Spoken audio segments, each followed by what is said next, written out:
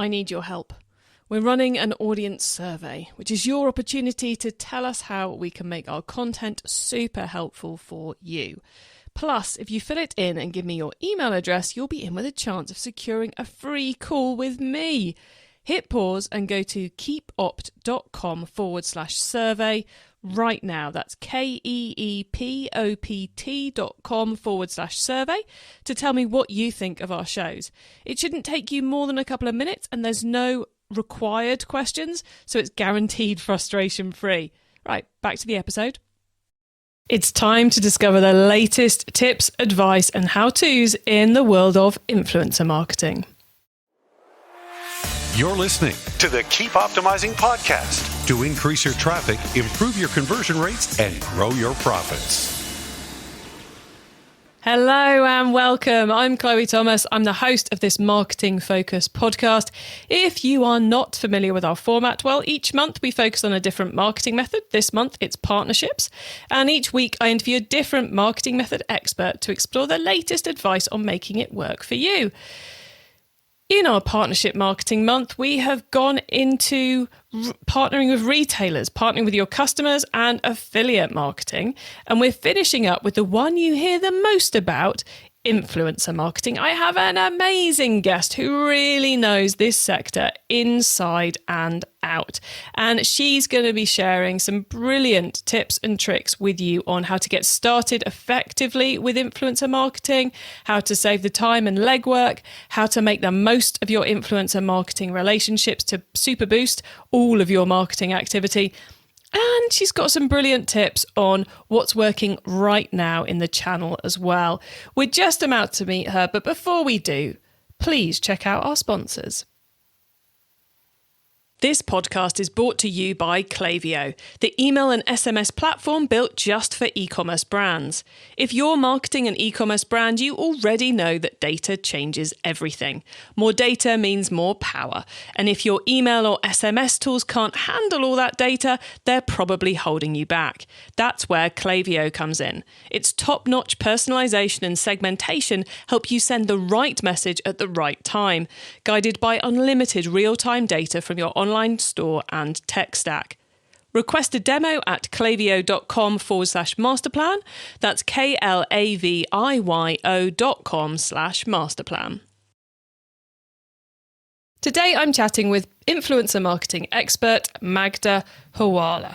Magda is the Director of Marketing Strategy at Aspire, the influencer marketing platform for high-growth e-commerce brands that's being used by over 700 of you to manage your influencer marketing. Magda's been deep in the world of creating influencer marketing partnerships that drive sales since 2015. So it's really awesome to have someone with her depth of experience here to help us all. Hello, Magda.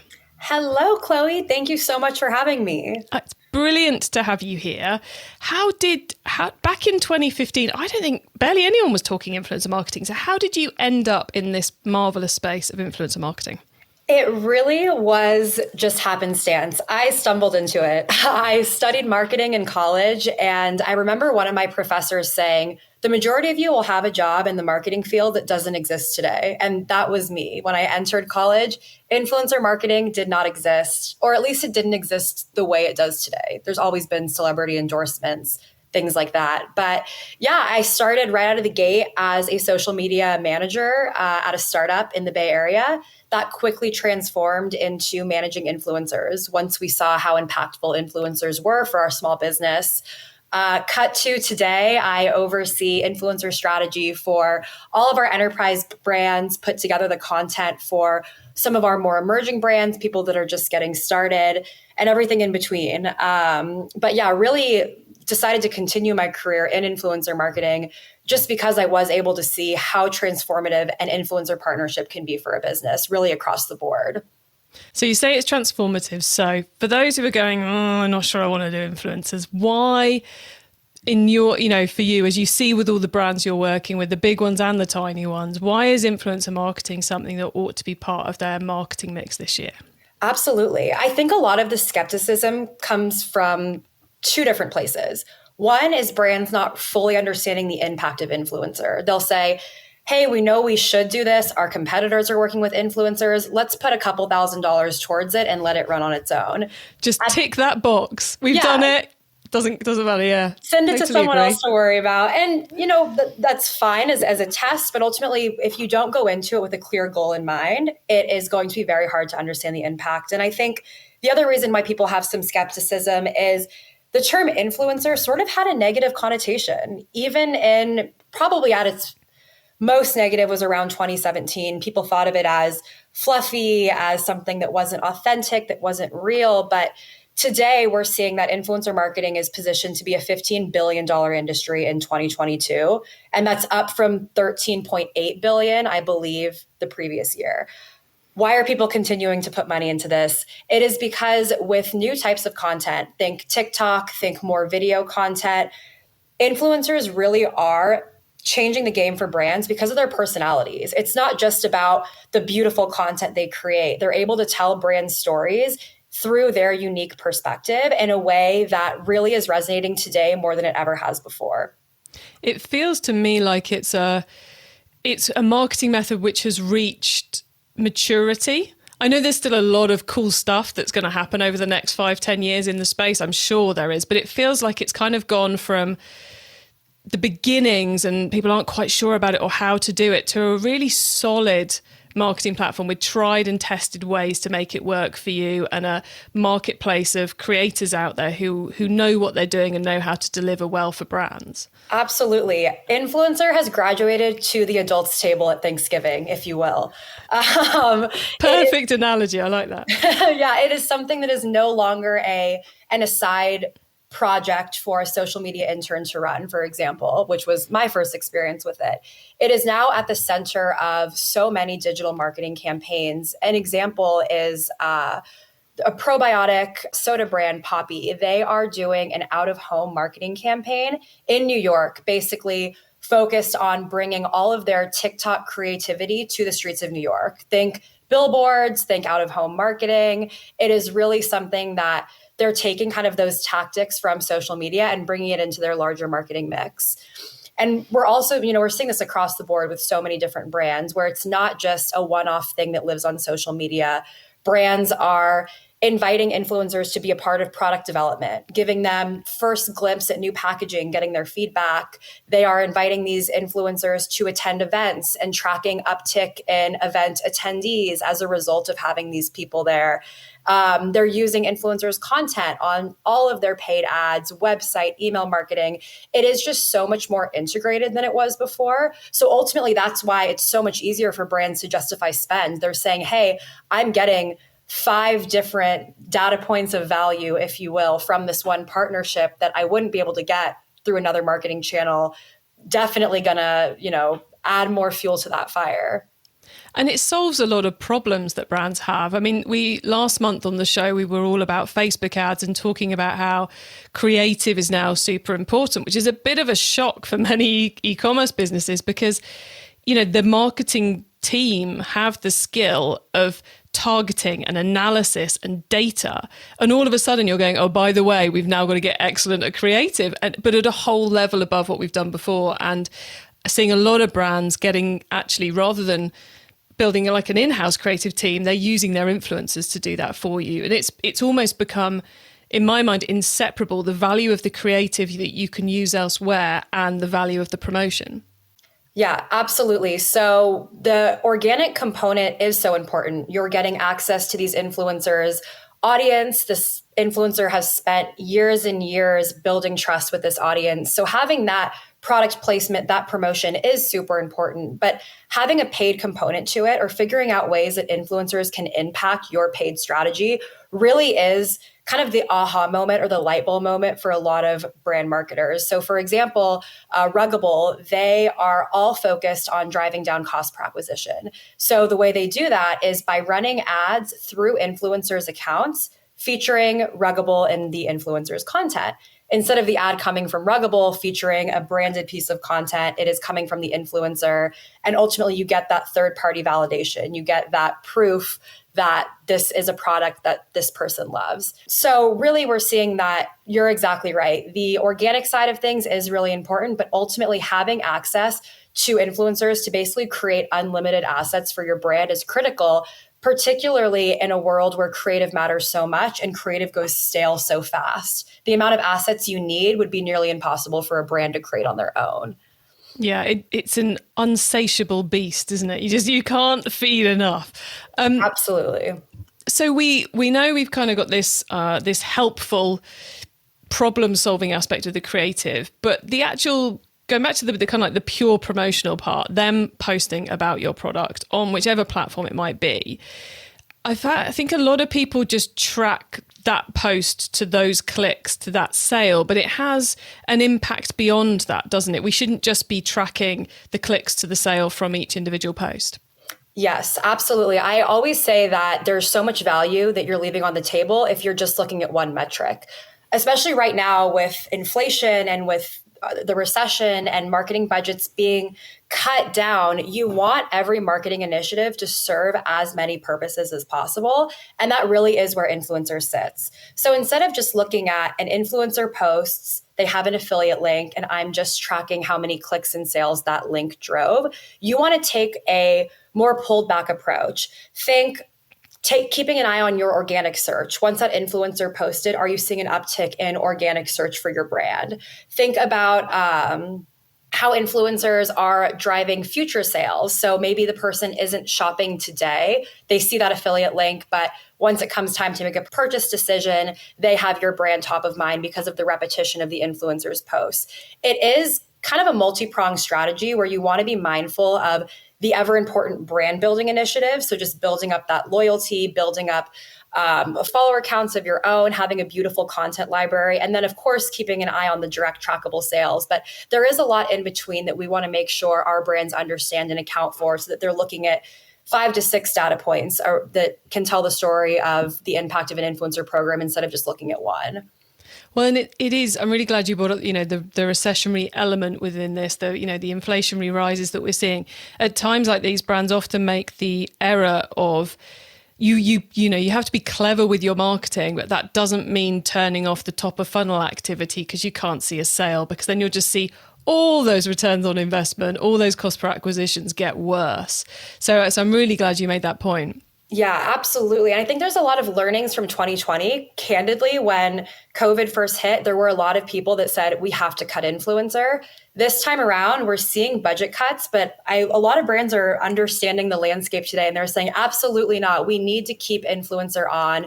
Even if people are hesitant to shop in this exact moment, it is critical for us to build up that reputation and make sure that our brand is still top of mind. And of course, the sales will come down the line, but cutting that off really can be very detrimental to a lot of businesses.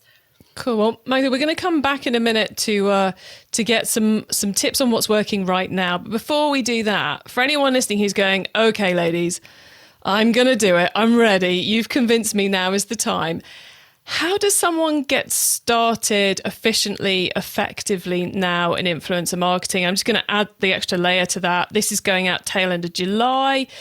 If someone's prepping for Christmas sales, for holiday season sales, how do they set themselves up for success starting from zero at the moment? Yeah, so starting from zero, definitely the first step would just be to understand what your goals are by understanding your position in market. Are you a brand new business with a fairly small presence on social media? If that's the case, we want to kick off this holiday campaign really focused on building awareness and having that be the first splashy moment that everyone finds out that you exist. So think something like a Blitz campaign. You work with 50 influencers. They're all posting their shopping haul on the same day. You're going to make a splash. We're focused on those top of funnel engagement and impression metrics. Let's say you're a brand that has been around for a while. You have a ton of brand recognition, a huge social presence. You're going to be able to set up a campaign focused more on the bottom of the funnel. Another example would be something like a furniture brand. If you're kicking off your holiday campaign and it's all around refreshing your living room or keeping your living room cozy, whatever it may be, tie an affiliate link to that, offer a discount, and you'll see the sales pouring in. So the first step is really, just understanding what your realistic goals should be based on where you are in market. And then generally, I suggest start with a group of 35 to 50 influencers. the beautiful thing about creators today is they know what to do. You can really lean into them for the creative ideation. Don't feel like you have to know exactly what this content is going to look like from day one. A lot of that can be filled in by them or by their agents. And if we're starting with 30 to 50, what sort of budget are we looking at for ignoring the affiliate link side of it? So that's any commission, because that's coming straight off the sales. But how much might we be paying those guys up front? Because I see some people say just send product. I see others say you need to pay. How do we work out what budget we need to get going with this? It is the worst answer ever, but it depends. I will give a better answer than that, though. Product definitely works, specifically if it's a very high value product. So think, again, a new couch or new appliances for your kitchen. However, if it is a product that is more easily accessible, clothing, makeup, etc., you can still send product. Your expectations should just be a little bit lower on what to expect. Odds are an influencer, they love your product, they'll give you a shout out on an Instagram story. If you want that confirmed content, though, it is going to be in your best interest to do some upfront payment. Budgets can vary. You can have success anywhere from $5,000 to $15,000 for a campaign. We certainly have brands that are spending hundreds of thousands of dollars on campaigns, but by going after more of the micro or nano type influencers, you can really stretch your budget far and also get some headway with free product only, given your product stands up on its own and is something that people are really excited about. Got you. And then, as you've already mentioned, we're talking about finding a whole pile of affiliates, keeping track of what they're doing, keeping track of paying them and any affiliate links. We're talking keeping track of the results. That is a full-time job in itself if we're trying to do it via spreadsheets and email. So I think one of the, when we say about graduating from the kiddie table to the adults table, one of the things is there are now software platforms that make all of this headache so much quicker to get going and less time consuming to do, which Aspire is one of those. So you can tell us a little bit about the Aspire platform too, please. Absolutely. So Aspire really is designed to solve every problem and every step of working with influencers. We have tools to help brands find influencers, a CRM tool to manage that partnership, everything from the first communication to tracking product shipment to paying them out directly in the platform. And then the last piece, which is most important, is analyzing the results of all the content that goes live, looking at those social media metrics, engagement, impressions, looking at sales data through affiliate links, stockpiling all the content. But essentially, we are a tool designed to help with every single stage of working with influencers. And it really saves so much time. I think the biggest piece that I love about the platform is the discovery tool. So we have a couple different ways for brands to find influencers. We have a search tool where you can search through over 100,000 influencers across Instagram, TikTok, YouTube, Pinterest, you name it, and invite them to work with you. But then on the flip side, we have a creator marketplace. So there are thousands of creators that have opted in to sign into Aspire, and they can browse through all of the campaigns that are live on the marketplace and then proactively apply. So this is a huge time saver for brands that say, hey, I know I want to work with influencers, but I don't even know where to start with inviting them. Let them come to you. Post that in the marketplace on a Friday and check your inbox on Monday, and you'll have a pretty good pipeline of people that are raising their hand to work with you. So having both of those, like kind of the inbound and outbound option, really makes a huge difference for brands. And fun fact, way back at my last company, we used Aspire. So that's how I became familiar with it. I was just scrolling through Instagram to try to find creators to work with, and it was just a nightmare. I'm not the most organized of individuals. And then my boss was like, I heard about this tool, let's use it. And it completely changed the game for me and my program. Yeah, I'm just going to say, those of you listening, I am someone who is a bit, who has an unfortunate predilection for trying to build things myself with sticky tape, virtual sticky tape and spreadsheets and all the rest of it. This is not one of those instances.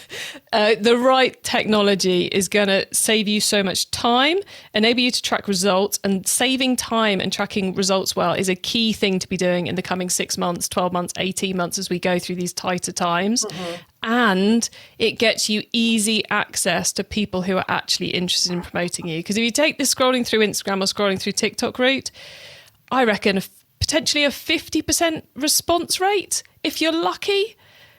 Because they're just not interested in doing it? I'd say probably even less than that. They are approached by so many brands on a regular basis. So you want to make sure that you have the ability to scale. There's certainly going to be fall off, whether you're using your own email or using a tool like Aspire, but just the scale that you're able to reach with automations like mass invite and tools like that, automated emails, et cetera, it just makes it so much easier. The other thing that we provide that's really interesting for brands that are backed by Shopify is you can actually look through your customer data to find customers that also have something of an influential social following. We can see their follower count and the network that they are quote unquote influential on. And that is really incredible because the best partners are going to be ones that know about your brand already and cherry on top if they've actually tried your product and are a customer. Oh, I love that. That relates so well to our earlier episode on partnering with your customers. Guys, this is why partnership marketing is so awesome, because it just overlaps and overlaps and overlaps and overlaps. There's so much overlap. Yeah, you could have a customer that is posting on social media that's moving the needle in terms of just general buzz and awareness. That customer could also have an affiliate link. There is just so much overlap between customer, influencer, affiliate, ambassador. So it is really exciting because you're able to, again, save so much money by kind of combining a lot of these tactics with the goal of business growth and ultimately generating new customers that are going to have a higher LTV. Yeah, and that's what this whole partnership piece is about, finding better quality customers, because that trust transfers from the influencer, the customer, the etc., who's talking about you to accelerate that conversion process. Okay.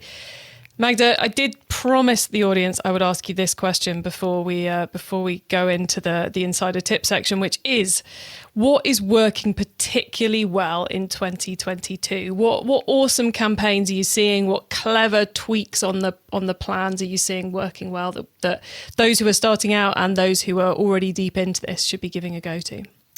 Video content. Leveraging influencers to create video content and having them be able to audibly tell your brand story is really changing the game. We're moving away from these beautifully overly manicured photos with long captions about the brand and moving towards this more authentic, for lack of a better word, and raw selfie style videos of influencers just sharing their candid experience with a brand. And that is creating so much more trust that is ultimately leading to this high trust commerce experience between the brand and their end consumer. So video content, absolutely working well. The second thing that I would say is capitalizing on trends, whether it's a trending sound on TikTok or whether it is just a trend that you're seeing in pop culture today. Having your campaign be relevant to what's going on versus something, again, that's kind of in a silo really is helping with overall performance. And I'm just going to add into that. I love the fact you say capitalizing on trends, because I know a lot of the others go, oh God, not TikTok trends again. I don't understand it. That's what your influencers are for. Yes, they will. You could tell them, hey, pick a trend that you think your audience will love and craft content around it. And I can guarantee that it will be amazing. We've just seen so many examples of TikTokers leverage trends in a way that just completely blew the brands away. Yeah, if you can't get your head around TikTok, just let your influencers do it for you. Mm-hmm. Most definitely. Absolutely. Okay, Magda, that has been awesome thus far. We are now going to pause for a reminder of our sponsors, and then we're going to talk about influencer marketing even more. This podcast is brought to you by Klaviyo, the email and SMS platform built just for e-commerce brands. If you're marketing an e-commerce brand, you already know that data changes everything. More data means more power. And if your email or SMS tools can't handle all that data, they're probably holding you back. That's where Klaviyo comes in. Its top-notch personalization and segmentation help you send the right message at the right time, guided by unlimited real-time data from your online store and tech stack. Request a demo at klaviyo.com/masterplan. That's KLAVIYO.com/masterplan. Okay, Magda, so far we've gone deep into a couple of elements of influencer marketing. Now you get to wow us with your insider knowledge about the whole of it. So for the following questions, your answer can be anything to do with what we've already talked about or anything else in the world of influencer marketing. So you ready for these? Yes. Okay, let's start with newbie advice. If we've inspired someone, which I really, really hope we have, to take their first step, what do they need to know to give themselves the best chance of success? They need to know where their customers are. Understanding which platform that you want to start on is going to be critical. If you're targeting more of a younger audience, of course, TikTok. If you're thinking that you're looking for that millennial, let's say new parent, that's going to be Instagram and Facebook. Figure out where your customers are and then figure out how influencers can reach that customer. I think another thing that is really important for people going into it is to understand that I was speaking with the team at HelloFresh, and this was a quote from her. This is Mallory's quote, so I can't steal it. But she said that influencer acts as a column as well as a row in your marketing stack. So what I mean by that is the column is just the value of influencer. It is the pure value of that advertisement on social media. The row is all the other ways that influencer can help your other marketing and performance channels. So leveraging influencer content for your paid ads to lower cost per acquisition, taking a blog post at an influencer row and using that to pitch PR to gain more traction, bringing an influencer into your product development team to give feedback. Having that mindset going into the program and understanding that there's so much more than just one post on social and there's other ways that influencers can provide value is going to set you up for the utmost success. And, getting your other team members on board is just an added bonus. Oh, I love that. A column and a row. Now, once you've started, of course, you've got to keep optimizing. So what's your favorite way to improve the performance of your influencer marketing activity? So I would say there's a number of different things to look at here when it comes to performance. I would say that if this is newbie advice, you want to look at continuing to improve on impressions and engagements. So looking at analytics, let's say at the 3-month mark, and let's say you're able to hit 10 million impressions. What you can do is you can figure out, okay, how many more influencers would I need to work with, or how many more posts would need to go live to double that? So starting with those metrics and then just adding in more partnerships or adding in more pieces of content per partnership accordingly is really going to help you out. Then down the line, as you're focused on more of an affiliate sales strategy, looking at what types of individuals are driving the most in sales, and then kind of narrowing your program in to find more of those top performers. Let's say you anticipated that TikTok was going to be the biggest sales driver, but it actually came from a handful of blog posts. Let's go find more bloggers. I love that. Let the data lead you in the right direction, which is so often the answer to this question. If someone listening wants to learn more about influencer marketing, is there one cheap or free resource you would recommend? Absolutely. Our community. So shameless plug, Aspire has a Slack community called The Coffee Shop. You can sign up for it through our website. It is just aspire.io, and you will see a link to join our community on Slack. We have over 900 marketers. We have different channels based on different interests. I'm in that channel answering questions all the time. And it is really great just to see all the brainstorming that happens around not only influencer, but paid social, organic social, community building, affiliate marketing. So definitely recommend joining that. Oh, that is a top tip for loads of great advice there. So thank you for that. So that was the Coffee Shop Slack community available via aspire.io. Finally, crystal ball time, Magda. What's coming up in the next 6 to 12 months that we should be getting ready for? Live shopping on social media. So we are seeing a lot of this popping up. We are seeing this as a strategy that already has worked really well for some of the early adopters, but brands partnering with influencers for, think home shopping network style experiences. And I'll give one specific example. Let's say it is a clothing brand. Have an influencer go live, try on different pieces from the brand. And during that try on haul, those items are available for purchase with one tap. Live shopping is huge in China. And based on the trends that we're seeing, I definitely think this is something that's going to take off even more than it already has here. So keep live shopping on your radar, specifically looking at TikTok and Instagram. Nice. There's a good tip. Magda, thank you so much for everything you've shared so far. Could you please now let the listeners know where they can find you and your business, please? Absolutely. So thank you so much for having me. If you want to connect, I can be reached just at strategy@aspireiq.com. You can also learn more about Aspire again on our website, aspire.io. also connect with me on LinkedIn, just Magda Houalla. I would love to chat more about influencer strategy. Excellent. Well, Magda, thank you so much for being on the Keep Optimizing podcast. You've been so generous, sharing so much amazing advice. I can't believe we've only been doing this for half an hour. So thank you so much for being on the show. It's been an absolute pleasure. Thank you so much for having me. So just loving Magda's enthusiasm there. There's so much potential in influencer marketing at the moment, and you would be missing a trick if you aren't using software to help you manage it. Because you've got the time saving, you've got the fact it deals with a whole load of the stuff you just don't want to have to deal with, the tracking, the finance, etc. Just does it all for you, helps you find them, which is going to save you aeons of time, quite frankly. And the bit we didn't get into when we were chatting there is how this whole month we're talking about the trust transfer between partners. If you are doing it via a platform like Aspire, then the influencers who are already signed up to Aspire know you really mean business because you are part of that same network with them. You're all part of that Aspire platform. So that, makes them that little bit more likely to take part in your campaign because they're being serious about it themselves because they sign up to a platform, and they know you are because you're on that platform. They know this is going to go somewhere. So highly recommend using some software to manage this.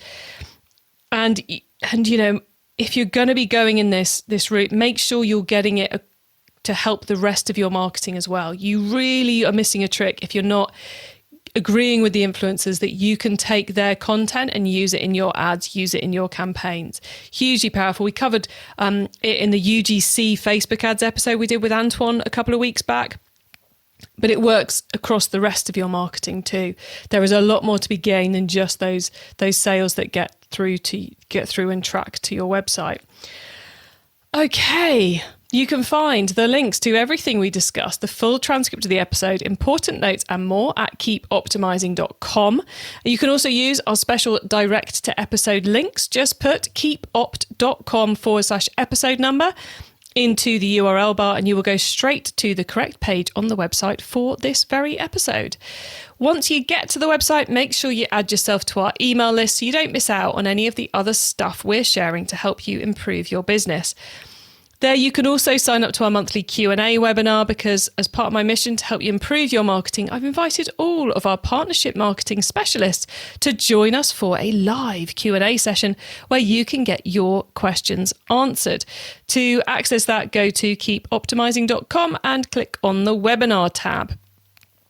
Thank you so much for tuning into this episode of the Keep Optimizing podcast. I know your time is precious at the moment, getting all that prep done for Q4. And if you're in the Northern Hemisphere, dealing with the children during the summer holidays, I know time is precious, so I really appreciate the fact you've tuned in to listen. Our whole set of episodes about partnership marketing is live right now for you to listen to, so please do dive in and find that partnership method that's going to work for you. Make sure you tune in next Wednesday too, because we're going to be starting our next series and we're not focusing in on just one marketing method next month. No, instead I've lined up 5 shows where we're getting into the things you need to know to get sorted before the holiday season. I will have come up with a better title by the time it goes live. And the reason we're doing that is because even if you ignore the economic situation at the moment, an awful lot's changed this year. There's an awful lot of stuff you need to be on top of. So I wanted to do a month where we kind of give you the stuff you need to care about rather than the things which are just being noisy and distracting you, because there's a lot of stuff being talked about you don't need to worry about. So we're kind of going to help you cut through all of that noise, reduce the size of your to-do list, and focus in on the 5 biggest and most important topics you need to know about. I've found some awesome guests to take us through each of those. And what we're going to be covering, to give you a bit of a sneaky preview, is pricing, Google Analytics 4, inflation, recession, etc., and what you really need to do about it rather than the crazy stuff, some of the crazy stuff I've seen being shared. Marketing basics to get your house in order ready for the coming season. And those recent Shopify updates, which should you care about, which should you ignore? And I'm sure there'll be a few other bits and bobs too as I get chatting with the guests. In a year like this, I can't promise you a perfect holiday season, but if you listen and take action to our next 5 episodes, you'll go into it well set up with more confidence, less fear, and a much smaller to-do list. So make sure you're subscribed to us or following us on your favourite podcast player so you catch all those episodes. And if you know someone else who's busy plotting their plans for the rest of the year, please do let them know we're going to be covering it, because this show exists to help you and them improve their marketing. Have a brilliant week and make sure you listen next time so I can help you to keep optimizing your marketing. Access everything Keep Optimizing at keepoptimizing.com. That's with an S, not a Z.